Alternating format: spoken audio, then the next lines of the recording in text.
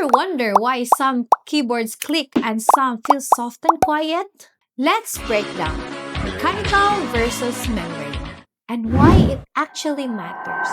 Membrane keyboards are what most laptops and budget PCs use. They're soft, quiet, and affordable, but they don't give much feedback. Low cost, soft press, less durability. Mechanical keyboards, each key has its own switch.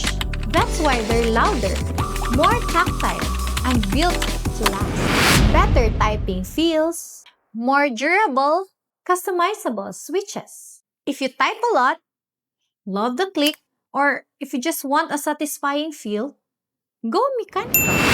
But if you're going for something quiet, light, and basic, membrane's enough. So, it's not just about sound, it's about what feels right for how you work. At Qualitek, we help you find the right keyboard that fits you, not just the trend.